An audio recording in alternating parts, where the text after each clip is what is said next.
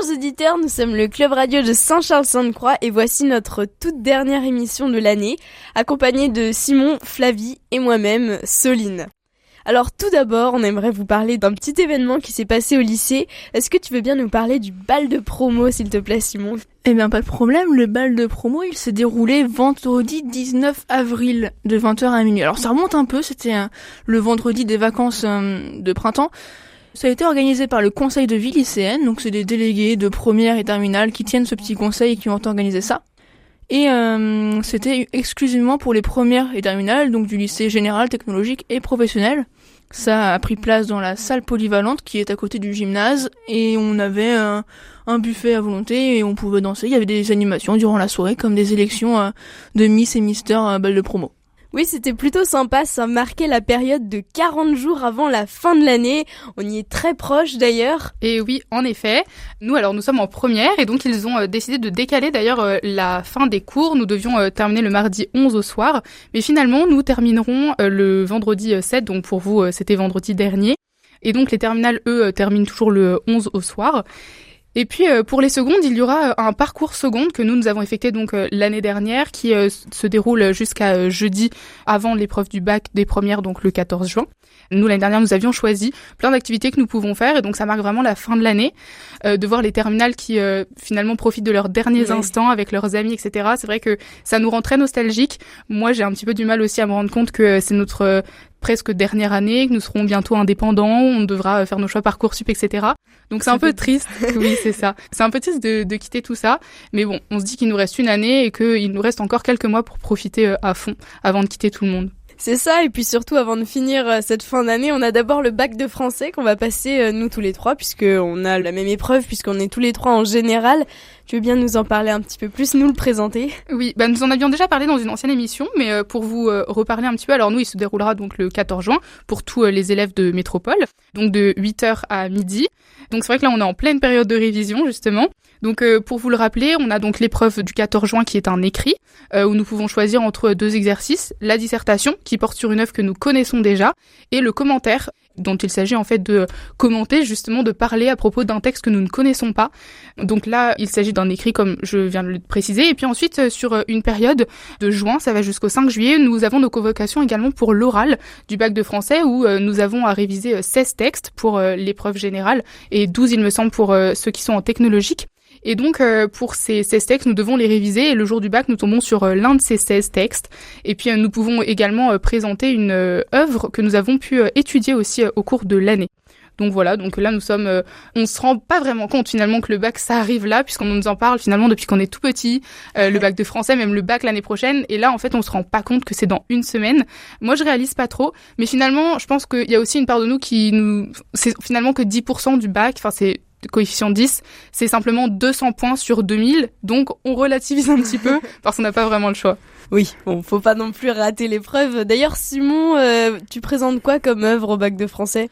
Alors moi j'ai présenté Today We Live, donc c'est à l'oral, de Emmanuel Pirotte. Ça parle de la Seconde Guerre mondiale. Je peux vous en parler rapidement d'ailleurs si besoin. Ça raconte l'histoire de Renée, une jeune fille juive qui est confiée à un curé puisque les Allemands envahissent le village dans lequel elle habite. Et donc ce curé, lui, il va pas pouvoir assumer de la garder, donc il va confier cette fillette à deux soldats qui sont en fait des nazis sous couverture américaine. Et l'un des deux soldats va tuer son congénère au moment de fusiller Renée. Il sait même pas l'expliquer en fait, et au final il va s'en aller avec elle, et il va se passer plein de petites péripéties dans le livre. Ça a l'air plutôt sympa. Alors pour finir notre petite rubrique culture hebdomadaire, alors comme c'est la fin d'année, je vous propose un petit thème sur les voyages et l'exploration. Alors, que vous soyez un aventurier dans l'âme ou simplement quelqu'un qui aime découvrir le monde à travers les récits des autres, ce sujet est pour vous. Voyager. Un mot qui résonne comme une mélodie douce et mystérieuse. Ça a toujours été une part essentielle de l'humanité. Depuis les premières migrations humaines hors de l'Afrique il y a des milliers d'années jusqu'aux vols spatiaux aujourd'hui, l'homme a toujours cherché à explorer, à découvrir de nouveaux horizons. Mais pourquoi voyageons-nous ? Alors le voyage, chers auditeurs, c'est une invitation à l'évasion, une porte ouverte vers l'inconnu. Il nous permet un peu de briser ces petites chaînes de notre quotidien, de goûter à l'exotisme de cultures différentes, d'apprendre de nouvelles langues, et j'en passe. Alors imaginez Marco Polo, ce célèbre explorateur né à Venise en 1954. Ça fait il y a un petit bout de temps. Et ce qui est assez surprenant, c'est que c'est à notre âge à peu près, à seulement 17 ans, qu'il s'est lancé dans un périple incroyable qui l'a mené jusqu'en Chine. Et pendant 24 ans, il a traversé des déserts brûlants, des montagnes vertigineuses et des océans mystérieux. Ces récits ont fasciné l'Europe et ouvert la voie à d'autres explorateurs. Il faut s'imaginer qu'à l'époque, on voyageait pas du tout et c'était vraiment pas comme aujourd'hui. Il a dû voir beaucoup de merveilles, beaucoup d'aventures, surtout à une époque où le monde était encore en grande partie inconnu des Européens. Marco Polo a apporté des récits de terres lointaines, des descriptions de cultures et de civilisations qu'on n'avait pas eu la chance de connaître jusqu'à présent. Et puis que dire de l'épopée fantastique imaginée par Jules Verne dans son célèbre Tour du monde en 80 jours. C'est une histoire fictive, certes, mais très inspirante. Et c'est d'ailleurs une œuvre qui a encouragé beaucoup de voyageurs à tenter l'aventure. Aujourd'hui, on retrouve le Phileas Fogg et son célèbre passe-partout qui ont prouvé que le monde est accessible plus qu'on ne le pense et que l'audace et la curiosité peuvent nous mener loin. C'est vrai, qui n'a pas rêvé de faire le tour du monde, de voir les pyramides d'Égypte, les temples d'Angkor ou les gratte-ciel de New York. Ce roman a capturé l'imagination de générations de lecteurs et a montré que le voyage est autant une aventure intérieure qu'une exploration physique. C'est sûr qu'aujourd'hui, avec les moyens de transport modernes, le monde n'a jamais été aussi petit. En quelques heures, nous pouvons passer d'un continent à un autre finalement, explorer des villes millénaires, marcher sur des plages paradisiaques ou encore gravir des sommets majestueux. Les avions, les trains à grande vitesse, les voitures, même les vélos, pourquoi pas, peuvent nous aider à nous déplacer rapidement et facilement.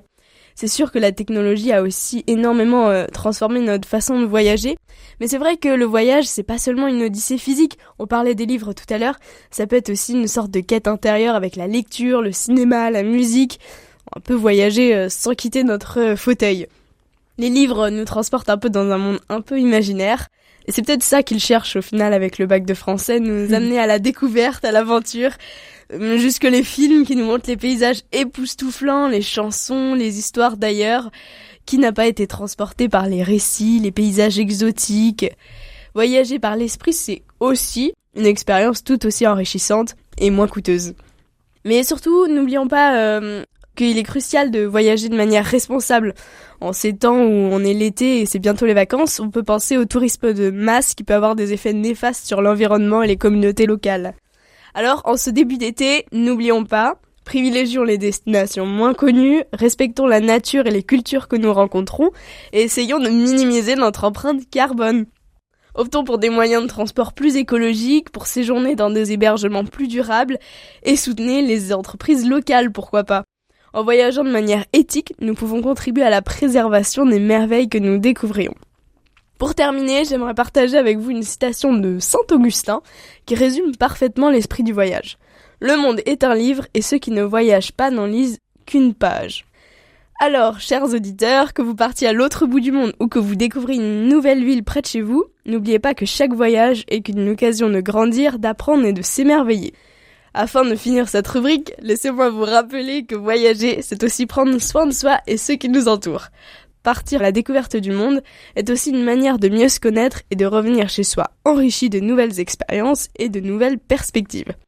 Alors ouvrez grand les yeux, soyez curieux et surtout, n'oubliez pas de partager vos aventures avec vos proches. Après tout, les souvenirs de nos voyages sont les plus beaux cadeaux que nous puissions offrir.